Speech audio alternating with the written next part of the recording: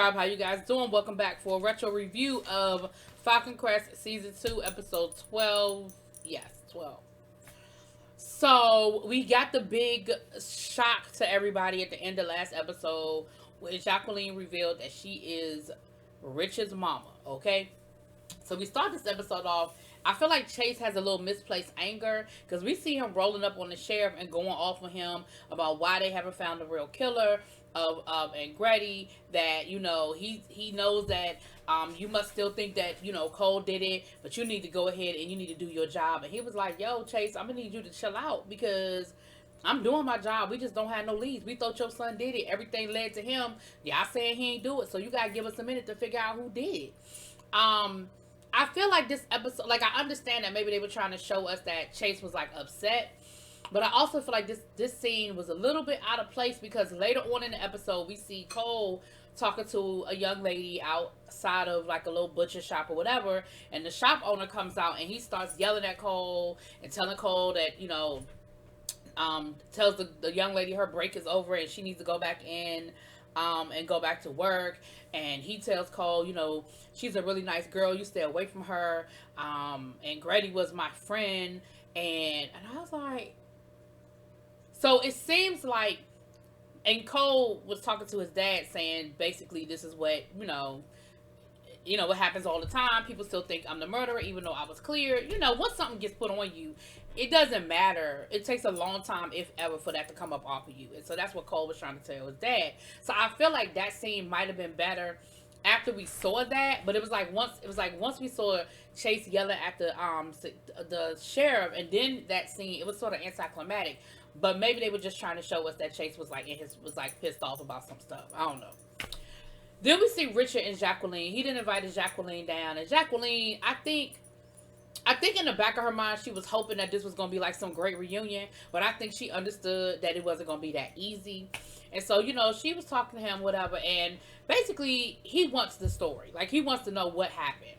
And so what we find out is that Angela and Jason, who was Angela's brother, Jacqueline's husband at the time, that at the time when this whole thing went down, the two of them were in Washington a lot, lobbying congressmen for some sort of land deal or something, and that's basically where her and Richard's dad, Angela's ex-husband, had started having the affair. She said they tried to fight it, but it just was what it was. She said, I gave you up for adoption because I was trying to work on my marriage. I mean, I guess the timeline wouldn't line up. They would know that he wasn't a daddy. Jason would know he wasn't a daddy. She said it was always my intention to reunite with you. And she said when I realized that things weren't going to work out with me and Jason, I took Chase with me to Europe. And my intention was to take you, but by that time, he had already been adopted by the guy who his adopted dad. And so Richard was just like, So basically, you chose Chase over me. And she was like, no, like, I can understand that that's how you would feel, but that's not really how it went down, but okay. And then he was just really mean to her and trying to make her cry. And she was like, listen, those days are over. Like, I have cried. You just don't understand how many tears I have cried over this situation, over the years. Like, it was never my intention to leave you behind. And the idea was that they were going to keep it a secret because she was like, Angela already don't like me and she already got it out for Chase. And if she found out that I was your mama and had an affair with her ex-husband, it would just be catastrophic. And so I'm asking that we could just keep this a secret. And Richard agrees to it, but like I know, Richard is gonna play by his own rules. Now, this whole episode, we're realizing that this is Founders Day for the Valley, and so when it's Founders Day, they dress up in these old antebellum outfits, and they are in horse and carriages, and the whole theme or whatever. So we see them getting ready for that. So we see Chase, getting fitted for his long tail tux and all this other stuff. And he's telling Maggie. And Maggie was like, say what? Say who? Say it again? And so he tells Maggie, and he was like, but please keep it a secret. And she was like, don't you think we need to tell the kids? And he was like, I don't think we need to tell the kids. And in my mind, I'm thinking the same thing. Like, they don't need to know right now. Like, eventually, maybe. But right now, let everybody process what they need to process. Like, I don't think everybody need to know. And Maggie was like, all right, I mean, I'll keep the secret, but I don't think it's right. I think we need to tell the kids what's going on. Whatever. And I get it that their kids are grown, but hell, they act like spoiled ass brats. I ain't nobody got time for them two kids. Cole and Vicky. Both of them get on my nerves, okay? Now, Angela is in the process of selling some land. Now, I don't know if she's selling this land to try to make up for the money that she done stole from Falcon Crest, so Chase will get up off her back, because remember, Chase was like, you got XYZ amount of days to put that money back. And so Philip is brokering the deal. Now, what we see in this episode, remember, we saw a couple of episodes back where Philip got another little plaything, another little something that he be hooking up with. And she knows about Angela, and she knows that Philip be messing with Angela, but she cool with it. She one of them women that's like, I know that's who you really rocking with, and I understand that there's like a lot of business involved in that, but it's cool. I'll be here when you get here. And, you know, Philip was like, I'm glad you understand. So we saw Philip make a date with her and go out on a couple of dates with Angela. Angela obviously don't know that he's seeing somebody other than her. Okay, I'm sure that's going to be a problem later on down the line, but for right now, it is what it is. Let's go on and get this Vicky situation out the way, because listen, I'm over her, and Mr. Hogan, I'm over him too. So, of course, Vicky is still not speaking to him, because what Cole said to her really resonated about the whole situation with her dating a married man, an older man, and so we see where Hogan and his wife are really not getting along. Like, she came in the first thing in the morning and basically told him, you don't need to know where I was, who I was with, and what I was doing while I was there. Like, it is what it is. It was what it was. We're going to be what we're going to be. You do you, and I'm going to do me. That kind of situation. And I feel like the more his wife pushes him away, the more he's determined to try to push up on Vicky. So they see each other in town, and he tries to talk to Vicky, and Vicky is just not here for it. Vicky is like, listen, let's be clear. You may not have gotten emotionally involved in this situation, but I did. And I have a history, and I'm not trying to go back down that road. So you go with your wife, and y'all have a great time, and I'm going to be over here doing what I'm doing. Thank you for all the running lessons, but I'm good. So then we see them later on the track running, and he tries to, once again, try to talk to Vicky, and Vicky says, listen, yeah, I'm good. He was like, well, can we just go have some coffee, see each other? She was like, I'm here every day, running 5 miles. I'm sure we're going to see each other. Now, on this one, I'm with Vicky. And y'all know I don't really have a whole lot for Vicky, but I can appreciate that she's sticking by her guns. Because, no, that man did not outright lie to her, but he knew that there was an attraction there. He knew that she was attracted to him, and he was attracted to her. Now, unless they cut some scenes out, they ain't done nothing. But she knew. I mean, he knew. And for her to find out that he was married the way she found out, and the fact that he worked with her daddy, that probably ain't a good look either. Let's just go on and call that out. Okay, that ain't a good look either. So Richard goes to visit Chase, and Richard tries to pull the, you know, hey brother, let's get to know each other, you know, angle. And Chase was like, yeah, that's not gonna work. What you want? And so he tells him what he's really there for. You know, he was like, listen, all right, cool. You got them proxies. And in the spirit of brotherly love, I kind of need you to vote for me when the time is right. And Chase was like, I tell you what, if you really want me to vote for you, this is what I need from you. I need you to give up on that winery that you building, and I need you to do what you said you was going to do, which was to build a park. And I need you to give something back to the county. I forgot what the hell. He said, I need all of that in writing, signed, notarized, all that other good stuff before the vote. Now, if I get all that I said I wanted, I got you.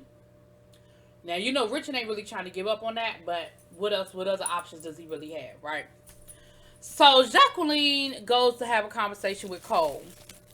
And Cole, you know, he beats around the bush, but he eventually tells her that he's the father of Melissa's baby, and the whole situation that's going down with Lance being the, you know, the whole situation with the marriage and all of that. Jacqueline pretends like she ain't know, but she tells him, she says, listen, let me tell you something. As somebody who, you know, I mean, of course she don't tell him her story, but she said, let me tell you something. What you never want to do is want that child to grow up not knowing who you are and resenting you in the long run. Like, you know, you're going to have to figure out a way to claim your child. Like, that's not good, you know. And Cole was like, you really think so? And she was like, yeah, I really do think so. So later on, we see when Jacqueline is heading up to Falcon Crest, honey, she got on her best duds, and she gonna go see her grandbaby. And Maggie was like, "So you know?" And she was like, "Yes, Colton told me the whole situation, and I'm on my way up there to go see who my." Now I thought she was gonna go bust it open and that um demand that they allow them to see the baby, but she kept it cute. But Angela, no. Angela's not stupid. Angela saw how, because Maggie ended up going with her. Now Maggie let her know that she knew about the Richard situation, and she was like, "Well, dang, I thought Chase said he was gonna keep that a secret." But Maggie was like, "That's my husband. We don't listen. He was gonna tell me. Now I ain't gonna tell nobody. Although I think you should tell the grandkids, but that ain't my situation. But you do what you do." So then, so Maggie and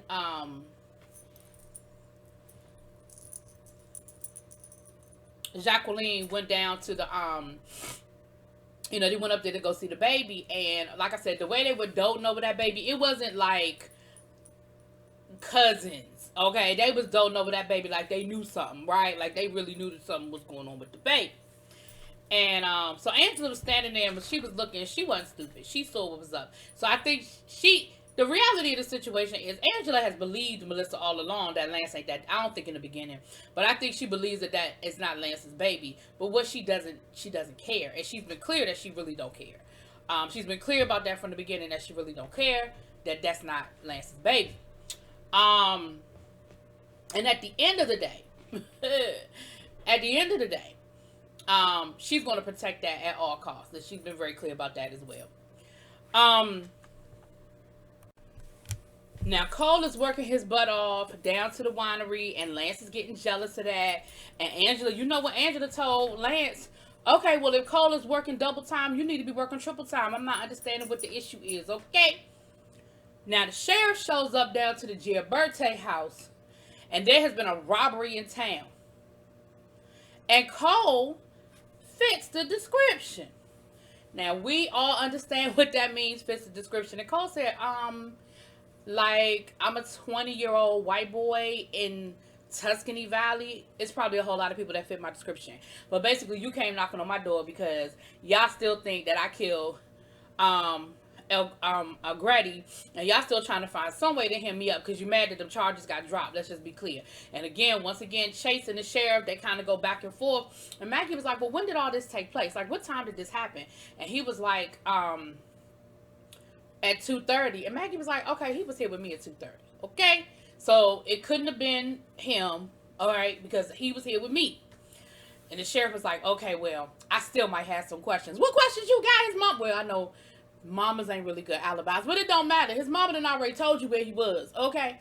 But neither here nor there, child. Neither here nor there. So, of course, Chase is pissed off. You know, he's like, "When is this going to end?" And, you know, of course, Cole is pissed off. And they have reason to be, but, you know, we know it happens to us all the time. So, you know, you can't have a whole lot of sympathy, you know. I'm just saying.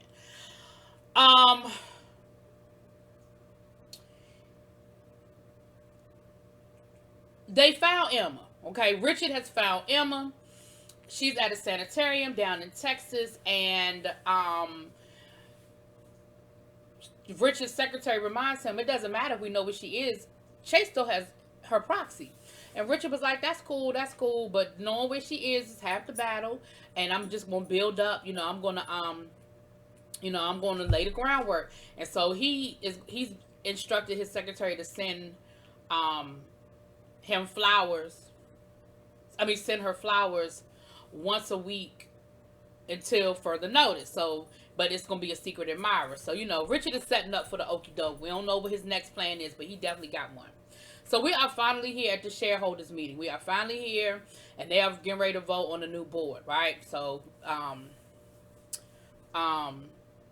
Angela think that Chase is in her back pocket. Richard think that Chase is in his back pocket. And, of course, the vote came down to Chase. I ain't going to be all dramatic. We know that Angela voted to remove Richard. What's my chick's name? Julia voted to remove Richard. Of course, Richard voted for himself. And so it was going to come down to Emma's proxy. I guess in a tiebreaker, it stays the same, I guess. I don't know, whatever. So at the last minute, Richard has Chase the paperwork that he requested. And so Chase is reading over it, making sure it's all in order, making sure it says what he wants it to say. And Chase votes with Richard. Baby, Angela was fit to be tied. Do you hear me? Angela was so damn mad. Y'all gotta go look at that episode just to see Angela's face. She was like, Chase, you're gonna pay for damn, I messed it up. I forget what she said. Damn. But she told him he was gonna pay.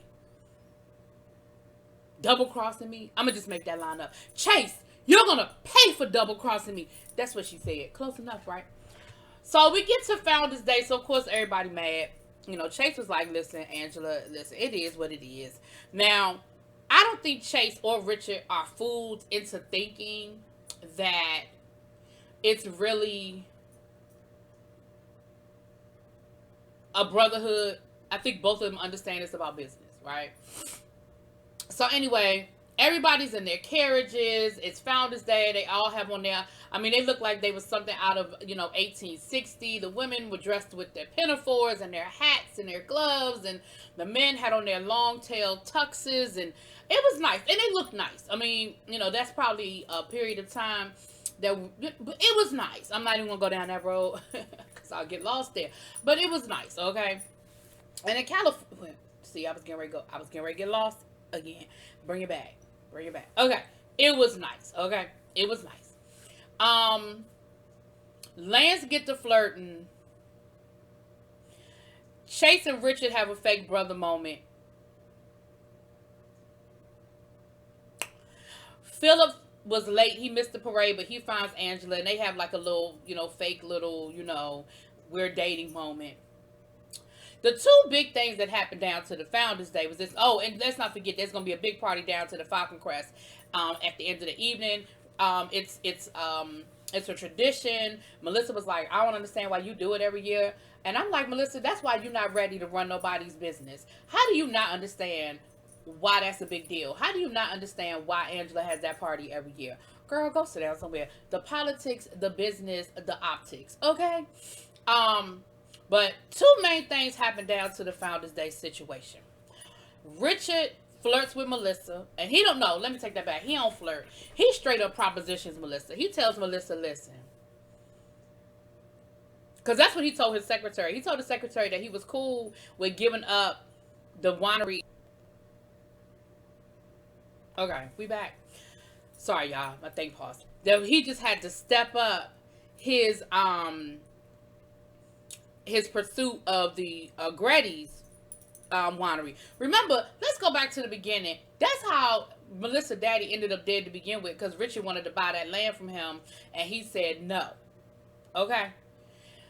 He tells Melissa straight up off the break, I know you married, and I really don't care. I find you attractive, and I really want to sleep with you. And Melissa was like, oh. And so, I'm sorry, then he invites her to lunch. And she was like, that could happen. I mean, we could make that happen. So, that's the first thing. Of course, we're going to see where that goes. The other thing is Daryl Clayton done rolled up on Maggie down to the Founders Day. And he is desperate. He is like, Maggie, I really, really, really need you to finish working on this script. And we need to do it in L.A. And Maggie was like, chill out. I've been working on the script. And I'm good doing it from here. And he was like, no, like the kitchen table, I mean, that's amateurish. We need to do this right. And she was like, hold up. I'm good with my kitchen table because this is where my kids are. This is where my husband is. And this is where I'm going to be. So, and she was like, and what's really going on? Like, you acting real funky. Like, why are you so desperate to get me to LA? Like, we can work from here. It ain't that serious. And he tells her. He just tells her point blank, listen, Angela paid me. She wanted to keep you away from Falcon Crest, keep you away from the Valley, and she's paying for the option. And if I don't get you out of here, she's going to cancel it. And Maggie was like, oh, so you really wasn't feeling my script. He was like, no. I think it's a good script. And I really do think we can make it a good movie. But please understand that financially, I can't back it. Like, this is what Angela's doing. And so Maggie is pissed. So Maggie basically tells him that he can go to hell and how to get there. And then she tells Chase that the movie has been canceled. That the meeting has been canceled. The movie has been canceled. And then she confesses to Chase. She said, listen, let me just go on and let you know. Some stuff almost went down when I was down to the LA. It didn't. Okay? It didn't. Now, she conveniently left out that she kissed him, but we're going to leave that alone. She said, but in all of our years of being married, I have never had the desire to cheat on you. And that's the closest that I ever came. And it scared the hell out of me. You working, I'm working, we weren't in the same place. It was a lot going on, and that's why I brought my happy ass right on back here to the valley. And so the movie is off. Angela set the whole thing up. She basically paid him to seduce me. And I was thinking that Chase, because Chase sometimes can be a little I was waiting for Chase to be like, Maggie, how could you? But he didn't. He embraced her, they did the hug or whatever. And then Daryl Clayton ass gonna roll up. Now, that was the wrong time, bruh, for you to walk up on anybody, okay? Daryl Clayton gonna roll up. Chase, listen, I was waiting for Chase to punch the shit out of him. But Chase basically was getting ready to hit him, but then he stopped. He pulled up. And he didn't actually go through with it. He didn't actually hit him.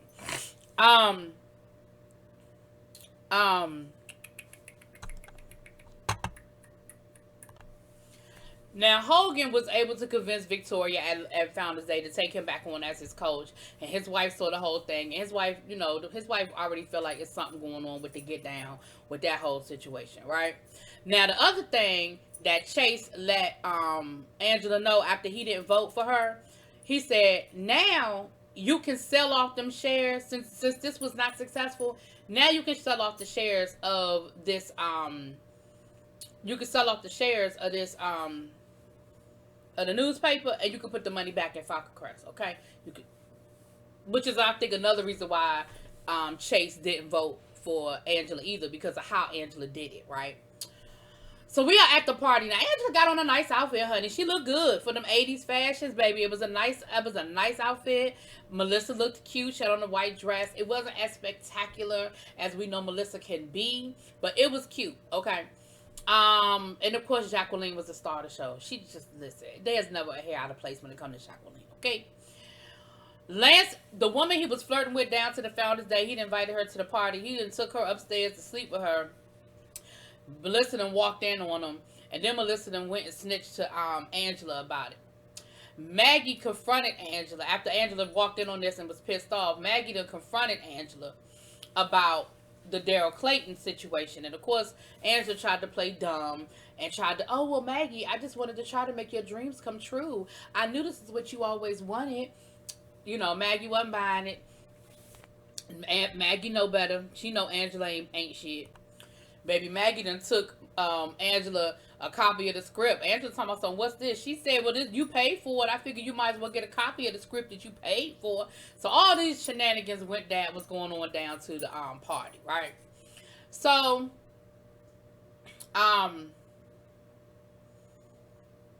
the very end of the party, Chase kind of had like a little side conversation with Melissa, basically like, I know, I know. You know that I know, and I know, and we know, and we got to figure out what we're going to do about what we know. And of course, Melissa gave him a little smart-ass answer, but we know. So at the end of the party, Richard got ready to make a toast, baby. Richard said, y'all know that I've been looking for my mama high and low. Okay? And guess what? I have found her. Y'all, Jacqueline's face was like, Richard said, my mother, Jacqueline. I said, oh, what do you do that for? But I expected that. And everybody else should have expected it too.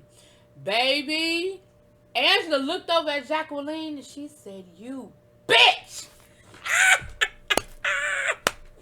Y'all, it's so good. I love me some Falcon Crest. Anyway, that's the episode. Y'all let me know what y'all think. Drop it in the comments. Peace.